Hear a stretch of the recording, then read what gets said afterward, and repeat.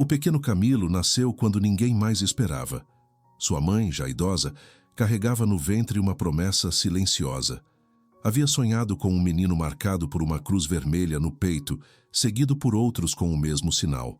Era como se o próprio céu quisesse avisar que aquela criança, embora frágil e sem futuro aparente, um dia acenderia luz onde houvesse dor.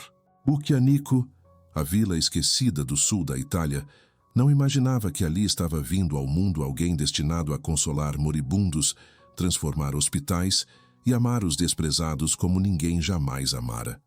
Mas não foi assim que tudo começou. Camilo era forte, agitado e impetuoso. A fé delicada que sua mãe plantara no seu coração infantil foi sufocada cedo demais. Com 13 anos, já sentia a dor amarga da perda materna.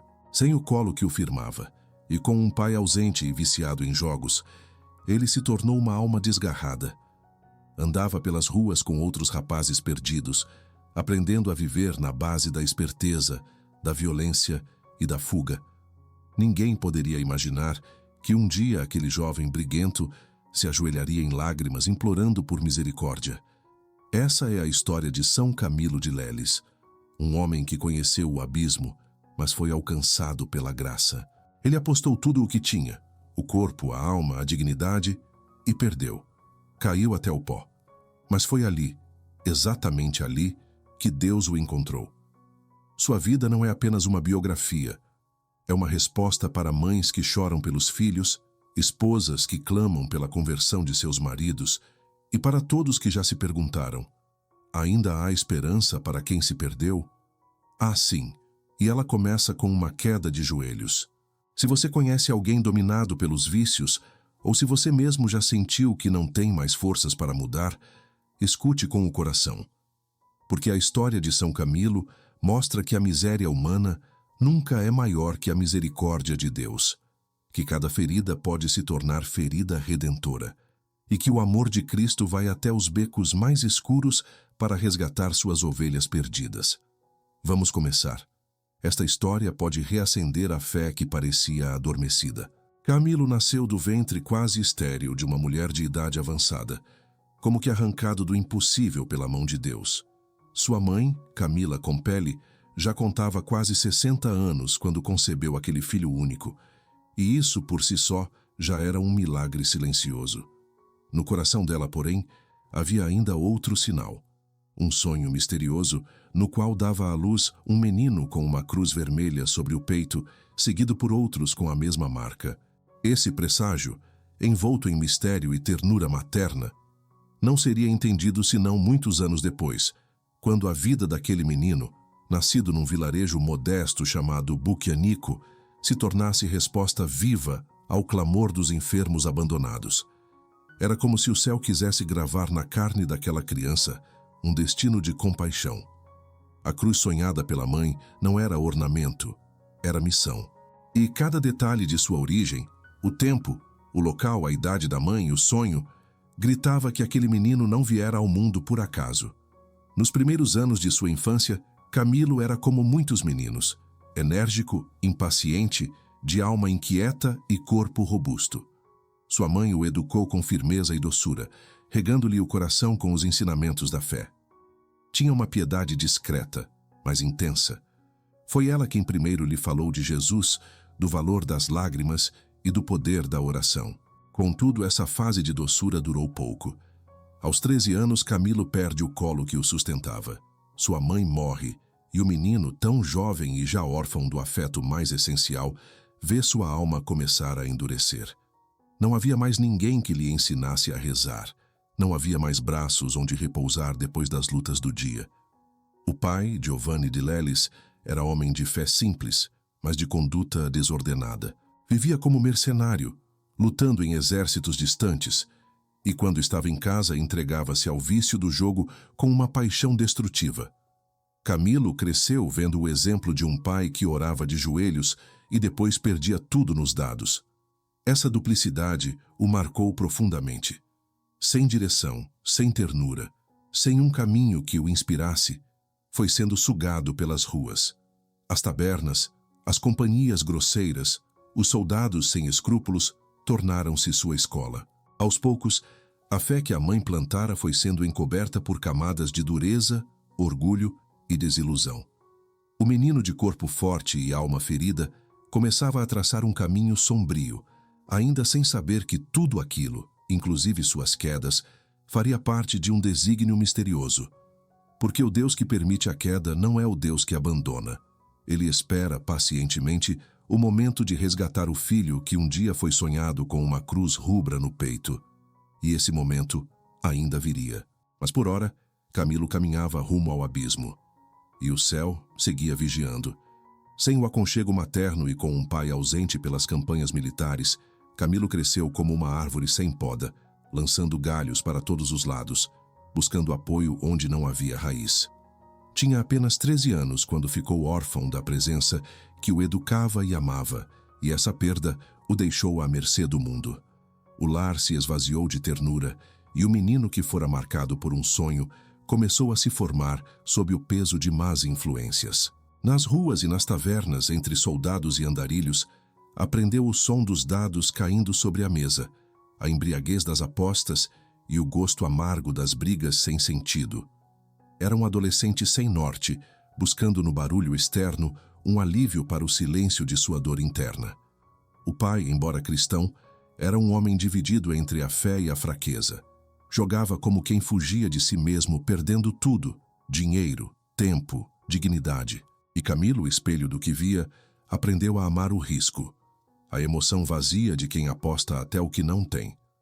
Ainda jovem, tornou-se um jogador compulsivo, impaciente com os estudos, hostil à disciplina, seduzido por tudo o que era efêmero e ruidoso. Havia nele um grito por sentido, mas ninguém o escutava. Crescia sem educação formal, sem carinho, sem metas, apenas força física e uma alma machucada. Aos 14 anos, como último recurso, o pai o levou para a vida militar. Talvez acreditasse que as armas e os rigores dos quartéis lhe dessem algum rumo. Camilo, alto e atlético, logo se encaixou como soldado raso. Mas o que endureceu seu corpo também endureceu ainda mais seu coração. Os acampamentos militares, com sua brutalidade, vícios e desumanidade, tornaram-se um campo de treinamento não apenas para as mãos, mas para os pecados. Camilo afundava cada vez mais na lama do jogo, da bebedeira, da arrogância. Carregava já a fama de rapaz bizarro, incontrolável, entregue aos próprios impulsos. Com 19 anos perdeu também o pai, que lhe deixou como herança apenas uma espada e um punhal. Estava agora totalmente só no mundo, sem família, sem fé ativa, sem profissão digna. Camilo passou a viver de instintos. Aposta após aposta, foi perdendo tudo, inclusive a própria roupa do corpo. Chegou a ponto de oferecer a camisa que vestia numa jogada insana e a perdeu. A vergonha de ver-se descalço e em farrapos, sem nada, nem mesmo um pedaço de tecido que o cobrisse, foi o primeiro lampejo de consciência. Como o filho pródigo do Evangelho, começou a vislumbrar que havia se afastado demais da casa do pai. Levantar-me-ei, irei ter com meu pai e dir-lhe-ei: Pai, pequei contra o céu e diante de ti. Evangelho segundo São Lucas, capítulo 15, versículo 18. Mas ainda não era o tempo da volta. Camilo sabia que havia caído, mas não sabia ainda como se levantar. E por mais que a miséria o envolvesse por fora, era por dentro que ele estava mais ferido. Só Deus sabia que, por trás daquela capa de grosseria e vício, havia um coração ainda capaz de chorar. E a hora da lágrima sagrada estava próxima. O céu, que nunca o abandonou, já preparava o encontro que mudaria tudo. Camilo, agora adulto, era um retrato da ruína. O vício havia corroído não apenas seus bens, mas sua dignidade. Sem família, sem lar, sem honra militar, vagava pelas estradas como um homem que não sabia onde repousar a cabeça. Foi nessa condição, miserável por fora e por dentro, que ele chegou a Manfredônia, no inverno rigoroso de 1574. Estava esfarrapado, ferido, e com uma úlcera crônica na perna que o impedia até de caminhar direito. Aquela ferida era como um espinho plantado por Deus, sinal visível de uma alma que sangrava há anos. Sem destino, bateu à porta de um convento de frades capuchinhos, pedindo trabalho em troca de pão. E ali, pela primeira vez, foi acolhido não como soldado, mas como um pobre. O trabalho era humilde: carregar pedras, misturar argamassa, construir paredes. Camilo não sabia, mas estava reconstruindo também os alicerces da própria alma. Foi nesse canteiro de obras, em meio ao pó e ao peso dos tijolos, que o céu o alcançou com força. Um dia, enquanto trabalhava, ouviu por acaso a pregação fervorosa do superior capuchinho. Não buscava palavras de fé, mas elas o buscaram. A homilia falava sobre o juízo, o inferno, a conversão, e cada frase cortava seu interior como espada afiada. Era como se Deus estivesse, naquele instante, recolhendo todos os anos perdidos e os traduzindo numa única sentença: Camilo, volta para mim. Tomado de assombro, ele parou. Chorou, não lágrimas discretas, mas soluços de quem se vê nu diante da verdade. Suas mãos, que antes empunhavam espadas e cartas de jogo, agora se apertavam ao peito como quem tenta segurar um coração despedaçado. O orgulho se dissolveu. A revolta calou-se. Camilo caiu de joelhos e, com a alma em ruínas, sussurrou o grito que mudaria sua eternidade: misericórdia. Foi sua queda mais profunda e seu primeiro passo de redenção. Como São Paulo na estrada de Damasco, ele caiu para ser levantado por Cristo. Um dos frades, impressionado, disse mais tarde que aquela conversão foi tão sincera que parecia o retorno da ovelha perdida nos braços do bom pastor. Alegrai-vos comigo, porque encontrei a minha ovelha perdida. Evangelho segundo São Lucas, capítulo 15, versículo 6. No íntimo de Camilo, uma chama antiga reacendeu. Era a fé silenciosa que sua mãe lhe transmitira, renascendo entre lágrimas de arrependimento. Naquele chão frio do convento, um novo homem começou a nascer. Não perfeito, não sem feridas, mas desejoso de Deus, faminto de recomeço, consciente da própria miséria e, ao mesmo tempo, cativado pela promessa de misericórdia. Ali, no meio de pedras e pó, uma alma reencontrou o caminho do céu. E essa alma não voltaria mais atrás. Camilo, agora tocado pela graça e decidido a mudar de vida, desejava entregar-se completamente a Deus. Foi então que pediu para ingressar na Ordem dos Capuchinhos como noviço leigo. Aqueles mesmos frades que o acolheram em sua miséria, agora o recebiam como irmão, vestindo-lhe o hábito marrom dos filhos de São Francisco. Era como se sua alma, antes vestida de farrapos, enfim encontrasse o manto da esperança. E ele o vestiu com gratidão e reverência, consciente de que a partir dali tudo seria diferente. Mas a caminhada espiritual não é feita sem cruzes, e a de Camilo sangrava na carne. A ferida incurável na perna, uma úlcera antiga, fruto dos tempos de guerra e abandono, não lhe dava trégua. Ainda que seu espírito estivesse disposto, o corpo, fragilizado, cedia. As dores eram intensas, a infecção recorrente. Por 3 vezes tentou perseverar no noviciado, e por 3 vezes foi forçado a interromper, por não suportar fisicamente o rigor da vida religiosa. Cada recaída da ferida era como uma espada cravada no seu desejo de servir. Esse foi um tempo de provação profunda. Teria Deus acendido a luz apenas para depois apagá-la? Por que chamá-lo para tão alto caminho e depois impedir-lhe a entrada? Camilo chorava não de revolta, mas de temor. O fracasso espiritual parecia rondá-lo mais uma vez, agora com uma dor diferente. Não era a vergonha do pecado, mas a frustração de quem quer amar e não pode. A ferida do corpo revelava outra, mais profunda, a da impotência diante do chamado divino. Mas a fé que nascera em seu coração já não era superficial. Camilo não cedeu ao desânimo, nem retrocedeu à vida antiga. Pelo contrário, aceitou o sofrimento como parte da purificação. Uniu-se à cruz de Cristo e ofereceu sua dor como penitência pelos anos em que feriu o coração de Deus. Era um homem marcado por limites, sim, mas agora sabia transformar limites em altar. Completo na minha carne o que falta às tribulações de Cristo pelo seu corpo, que é a Igreja. Carta de São Paulo aos Colossenses, capítulo 1, versículo 24.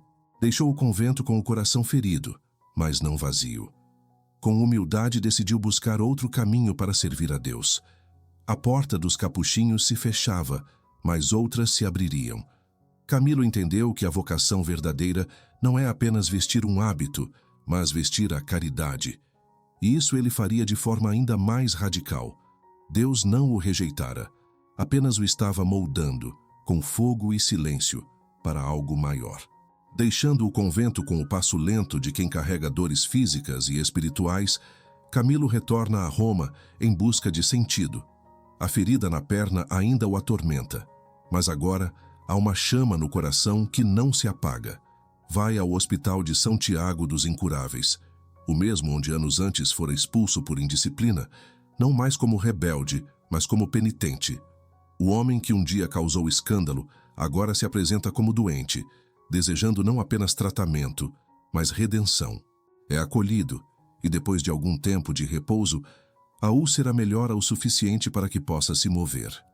Nesse tempo, amadurece em seu interior um desejo silencioso e grandioso: consolar os que sofrem como forma de restituir o amor que outrora havia desprezado. Camilo então se oferece como voluntário. Começa a cuidar dos enfermos com uma dedicação que surpreende a todos. Onde antes havia impaciência, agora havia mansidão. Onde antes havia egoísmo, agora havia entrega. Alimentava os doentes com as próprias mãos, limpava suas feridas com carinho de mãe, velava os moribundos como se velasse o próprio Senhor.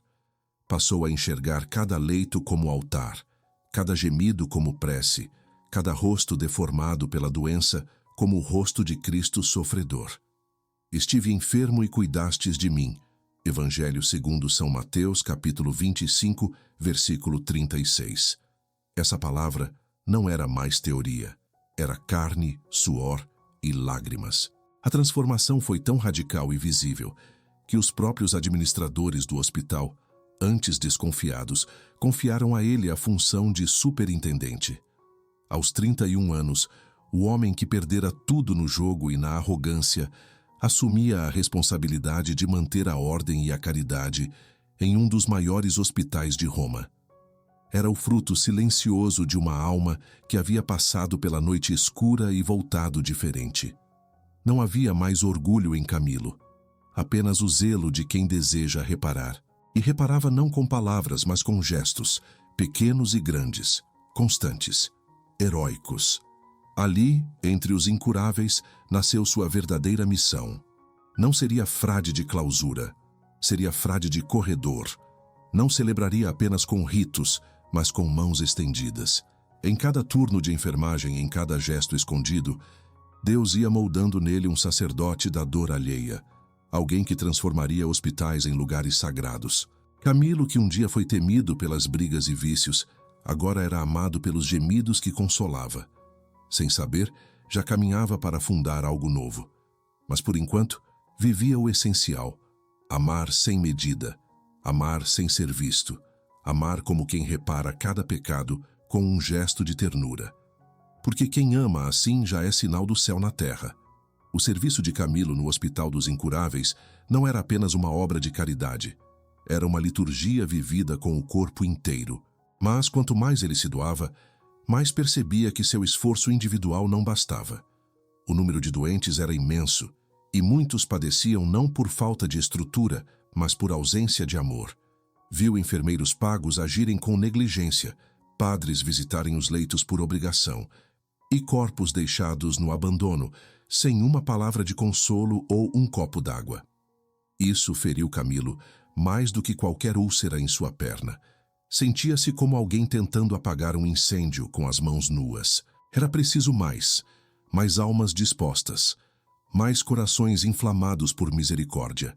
Foi então que brotou em seu espírito uma ideia ousada: formar uma companhia de homens que cuidassem dos enfermos não por salário, mas por amor a Cristo. Um exército de compaixão, disposto a servir até os moribundos mais desprezados, mesmo nos casos mais repugnantes e contagiosos. Homens dispostos a ver Jesus em cada rosto desfigurado, a tocar o intocável com mãos purificadas pelo amor. Camilo compartilhou esse desejo com seu diretor espiritual, um gigante da santidade, São Filipe Neri. O Santo Padre o escutou com ternura e discernimento. Confirmou a inspiração, mas aconselhou-o com sabedoria. Antes de fundar algo tão grande, seria bom que ele se tornasse sacerdote. Camilo hesitou. Tinha 32 anos e pouca instrução. Mal sabia latim, quanto mais teologia. Mas sua obediência era maior que seus medos. Se era para amar mais e melhor, ele aprenderia. Matriculou-se no colégio jesuíta, rodeado por jovens bem mais preparados, e começou a estudar com esforço heróico. Cada palavra decorada, cada frase traduzida, era para ele um tijolo na construção de sua vocação. Estudava com o mesmo ardor com que um dia jogara dados, mas agora apostava tudo no céu. 2 anos depois, com o auxílio da graça e da disciplina, foi ordenado sacerdote. Era o ano de 1584. Na primeira missa que celebrou, Camilo chorou como criança.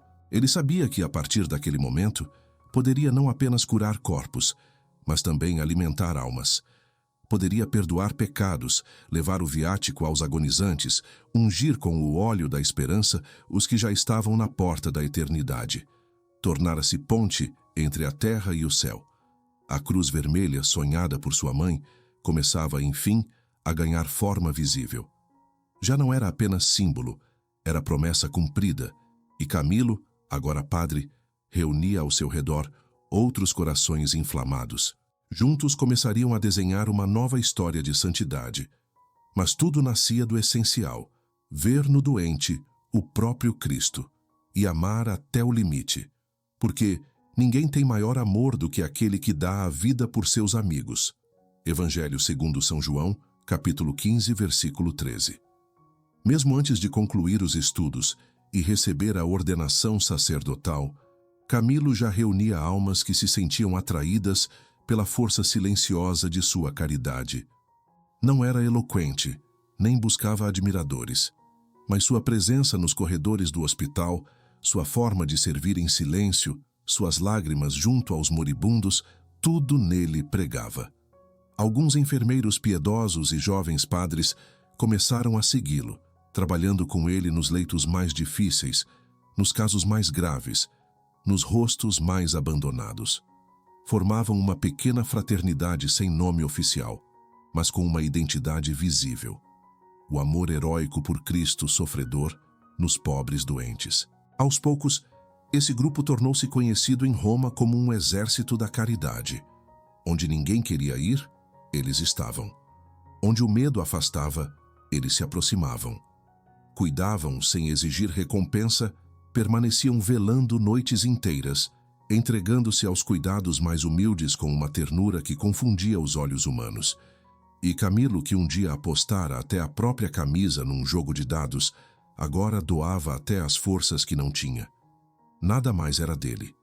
Tudo era para Deus. Em 1586, o Papa Sisto V reconheceu oficialmente a obra nascente, aprovando a Companhia dos Servos dos Enfermos como congregação religiosa leiga. Era o primeiro selo visível de uma missão que já era viva no céu. Os membros passariam a usar uma batina negra com uma grande cruz vermelha no peito, aquela mesma cruz que a mãe de Camilo vira em sonho antes mesmo do seu nascimento. A profecia materna se tornava agora sinal concreto da vontade divina. O que havia começado num coração arrependido, agora crescia como chama viva no seio da igreja. 2 anos depois, a primeira casa fora de Roma foi aberta em Nápoles. E ali, o selo do martírio se imprimiu nos primeiros irmãos. 2 camilianos perderam a vida ao cuidar de doentes contaminados numa embarcação em quarentena. Camilo não se abalou. Seu coração compreendia que morrer servindo não era tragédia, mas vocação levada ao extremo. Viu nos irmãos que partiram os primeiros frutos maduros da árvore que plantara com lágrimas. Não chorou de medo, mas de reverência. Assim a cruz vermelha tornou-se bandeira de misericórdia, não símbolo de poder ou conquista, mas de entrega silenciosa. Em cada hospital, cada campo de guerra, cada esquina de miséria, os camilianos se espalhavam como sementes de esperança. E por trás de tudo, um homem que um dia foi considerado perdido, agora conduzia outros a se perderem, não no vício, mas no amor que tudo consome. Porque Camilo aprendera a única aposta que não falha, apostar a própria vida em Deus. E nesse jogo, todos os que perdem por amor ganham eternamente. Em 1591, o Papa Gregório XIV elevou a jovem congregação de Camilo ao status de ordem religiosa com votos públicos. Nascia oficialmente a Ordem dos Clérigos Regulares, ministros dos enfermos. Era o reconhecimento da Igreja àquela obra nascida no chão de um hospital, banhada em lágrimas e selada com o sangue dos primeiros mártires da caridade. 25 homens, entre eles o próprio Camilo, fizeram seus votos solenes, comprometendo-se com a pobreza, a castidade, a obediência e, de modo extraordinário, com um quarto voto: servir aos doentes, mesmo com risco da própria vida. Este voto, inédito na história da vida consagrada, revelava a radicalidade do amor que os impulsionava.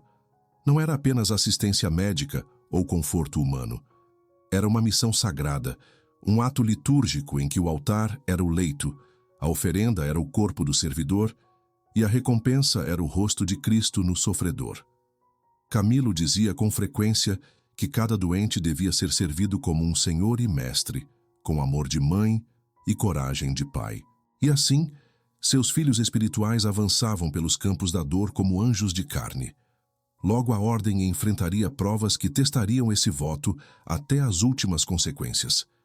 Em 1595, enquanto a peste assolava cidades e uma enchente devastava Roma, os camilianos correram para os hospitais, recolheram os moribundos das ruas e transformaram seus conventos em enfermarias improvisadas. Camilo, já debilitado pela velha ferida que nunca cicatrizava, carregava nos ombros os doentes que não podiam caminhar, subindo escadas inundadas com o coração em chamas. Nada o detinha, nem a exaustão, nem o perigo de contágio. Ele repetia em silêncio: quem me dera morrer servindo Cristo num pobre corpo. Durante as guerras na Hungria e Croácia, os camilianos foram enviados como capelães e enfermeiros. Criaram as primeiras enfermarias de campanha, socorrendo os feridos mesmo sob fogo cruzado. Não havia fronteiras para sua missão. Onde havia dor, eles chegavam. Onde a morte rondava, eles se faziam presença de esperança. Muitos caíam, sim, mas caíam com o crucifixo nas mãos e o nome de Jesus nos lábios. Camilo não os lamentava como perdas, mas os celebrava como sementes. Aquela cruz vermelha em seus hábitos tornou-se sinal reconhecido e venerado. Para os doentes, era promessa de cuidado. Para os poderosos, era lembrete de que a verdadeira autoridade vem do serviço. E para o inferno, era provocação constante, porque onde ela aparecia, ali o amor de Deus triunfava sobre o desespero. Era a cruz do Filho do Homem, carregada agora nos ombros de homens comuns, dispostos a gastar-se até o fim. Em verdade vos digo, todas as vezes que fizestes isso a um destes meus irmãos mais pequeninos, a mim o fizestes. Evangelho segundo São Mateus, capítulo 25, versículo 40. E Camilo, mais do que pregar isso, encarnava essa verdade a cada dia. A chama que ardia no coração de Camilo jamais se apagava, mesmo quando o corpo já dava sinais de exaustão. À frente de uma obra que crescia, enfrentando epidemias, catástrofes e perseguições, ele liderava com uma força que não vinha da carne, mas da fé. E foi num desses momentos de sobrecarga, quando tudo parecia demais até para ele, que recebeu uma resposta do céu. Prostrado em oração diante do crucifixo, clamando por forças para continuar, ouviu em seu coração a voz doce e firme de Cristo: por que temes? Não percebes que esta obra não é tua, mas minha? Aquela frase se tornou seu lema, sua âncora, sua certeza nos dias escuros. Non est tum negotium sed meum. Não é teu trabalho, mas meu. A partir desse consolo divino, Camilo passou a confiar de forma ainda mais radical na providência. Abria novas casas para os doentes sem ter recursos, contratava ajuda quando o cofre estava vazio, socorria multidões mesmo sem meios visíveis. E, misteriosamente, a mão de Deus nunca faltava. Doações inesperadas, curas milagrosas, voluntários tocados pelo exemplo, tudo confirmava que aquela obra não era humana. Era uma ponte entre o céu e os miseráveis da terra. Camilo era apenas instrumento, e isso lhe bastava. Seu zelo pela dignidade dos enfermos ia além da caridade visível. Ele exigia competência de seus irmãos, higiene rigorosa, atenção aos detalhes, mas, acima de tudo, pedia que ninguém morresse sem os sacramentos. Ordenou que se rezasse junto ao leito por pelo menos 15 minutos após a morte aparente, pois cria que a alma podia ainda estar na travessia. E, por providência divina, houve casos em que vidas foram salvas nesse pequeno espaço de misericórdia. Camilo temia que alguém partisse sem o consolo de Deus, e por isso sua vigília não terminava com o último suspiro. Mesmo sendo o superior geral da ordem, nunca se poupava. Trabalhava mais do que todos, dormia pouco, jejuava com frequência, usava cilício e passava horas em oração. Sua autoridade vinha do exemplo. Quando alguns irmãos começaram a questionar suas decisões ou a murmurar entre si, ele não reagiu com imposições. Percebendo que sua liderança poderia se tornar obstáculo à paz da comunidade, renunciou espontaneamente ao cargo em 1607. Disse que queria viver sob a obediência de outro. Era mais importante a unidade do que qualquer poder. E então, nos últimos anos, tornou-se um simples irmão entre os irmãos. Voltou aos corredores dos hospitais com ainda mais intensidade, como se fosse a primeira hora de sua conversão. A cruz vermelha em seu peito já não era apenas símbolo, era ferida viva, era amor encarnado. Camilo havia compreendido o segredo do Evangelho, que descer é subir, que servir é reinar, e que o verdadeiro milagre não está na cura do corpo, mas na salvação da alma. O maior entre vós será vosso servo. Evangelho segundo São Mateus, capítulo 23, versículo 11. E ninguém servia como ele. Por isso, tantos viam nele não apenas um homem bom, mas um santo em carne viva. Se desejar, deixe nos comentários o nome de alguém afastado da fé. Alguém que você ama e quer ver redimido, como Camilo foi. Talvez seja um filho, um irmão, um marido, uma amiga. Deus pode tocar onde os olhos humanos não veem. E a intercessão de São Camilo pode ser o começo de um milagre. Nos últimos 7 anos de sua vida, São Camilo já não exercia cargos de autoridade, mas sua presença era mais poderosa do que nunca. Estava mais ferido fisicamente, sim. A úlcera na perna, que o acompanhava desde a juventude, agora se agravava com problemas renais e dores gástricas intensas. Mas sua alma era vigorosa como a de um jovem apaixonado. Mesmo com os pés inchados e sangrando, insistia em sair todos os dias para visitar os doentes, nos hospitais e nas casas mais pobres de Roma. Carregava alguns nos braços, quando não havia quem o fizesse. E ao final de uma dessas caminhadas de caridade, disse em voz alta: "Bendito seja Deus por me ter dado um corpo forte, assim posso carregar os que já não têm forças." Era como se cada dor que sentia fosse um altar. Nunca reclamava, pelo contrário, louvava. Via sua ferida como uma participação íntima na paixão de Cristo, uma cruz silenciosa que o unia ao Cordeiro. Durante a oração, por vezes, entrava em êxtase. Pessoas viam um brilho ao redor de sua cabeça, como uma chama leve e sagrada. Alguns testemunhavam milagres de cura obtidos por suas mãos ou por suas orações, e até mesmo o afastamento de epidemias inteiras. Mas ele não se vangloriava. Dizia-se indigno até de viver entre os homens. Quando alguém o chamava de santo, baixava os olhos e murmurava com tristeza: "Se ao menos um suspiro de um pobre doente por mim subir ao céu, isso já me bastaria como recompensa." E esse desejo, simples e profundo, foi-lhe concedido. No início de julho de 1614, Camilo adoeceu gravemente. Foram 33 meses de provações físicas contínuas, entre febres, fraquezas e crises internas. Mas sua alma permanecia firme.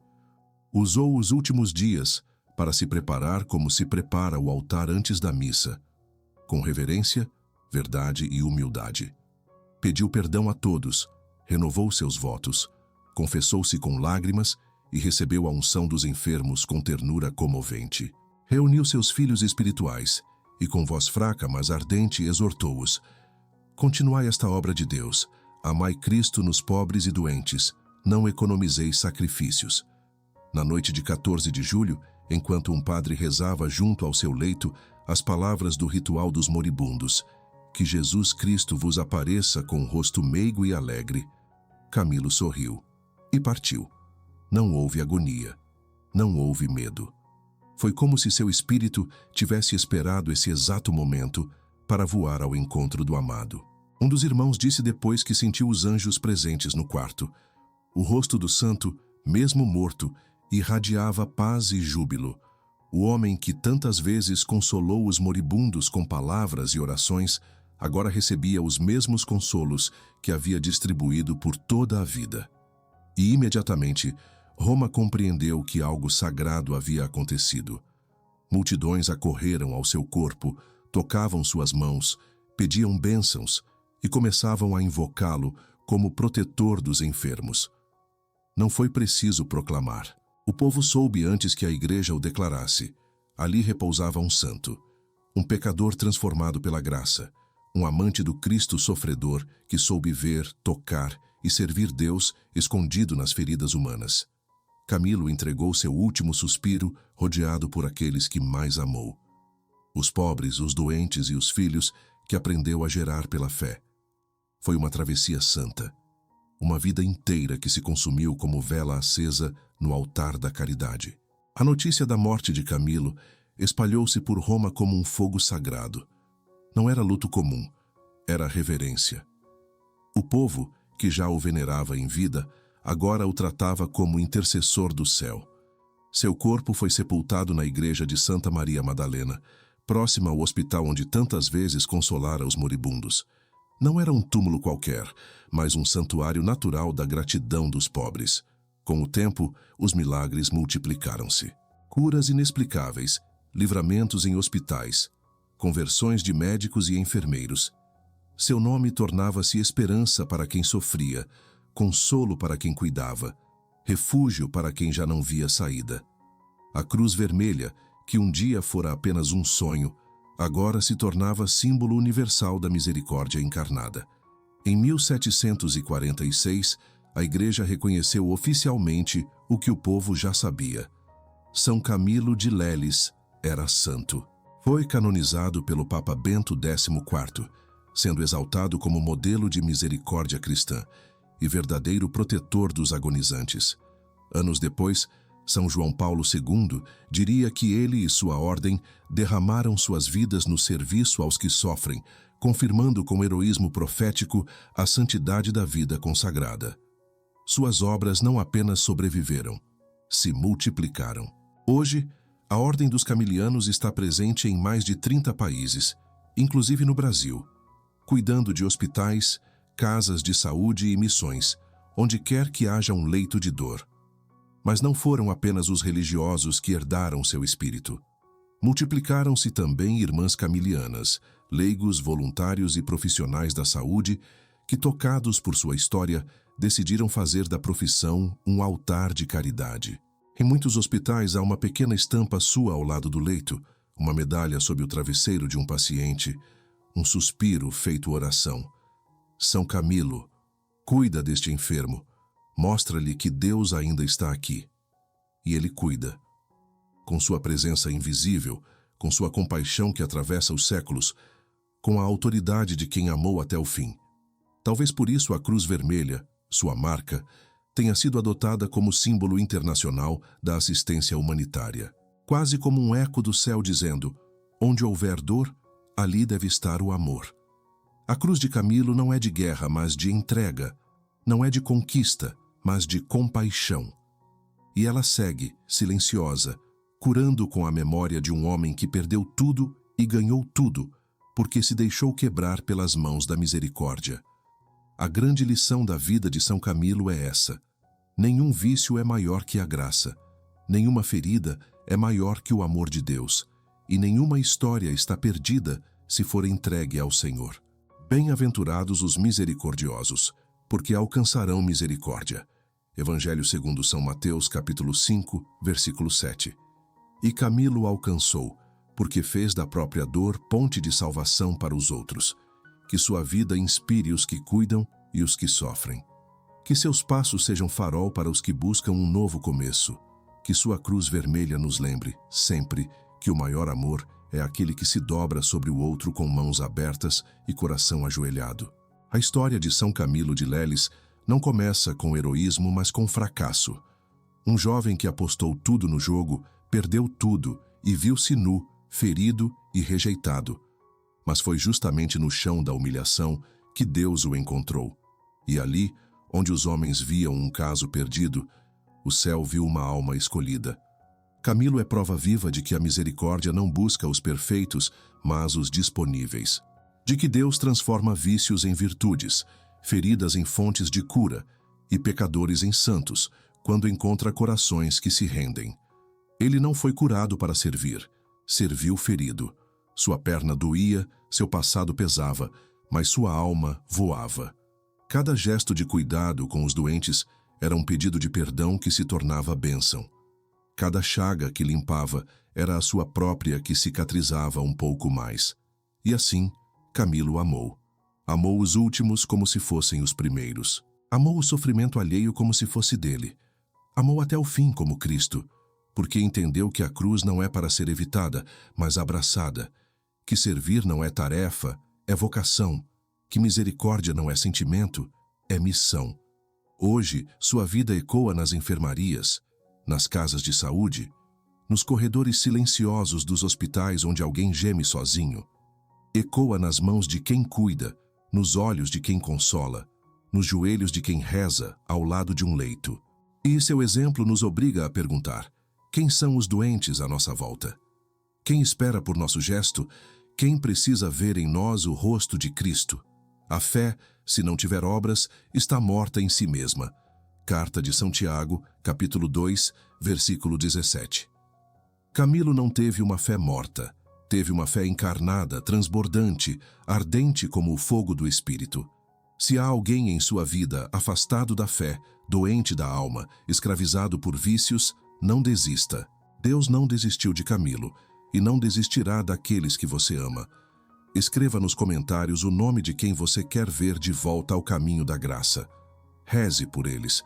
Reze com São Camilo, que ele interceda por seus enfermos, por seus familiares, por todos os que trabalham na área da saúde e que, muitas vezes em silêncio, são anjos que caminham entre nós.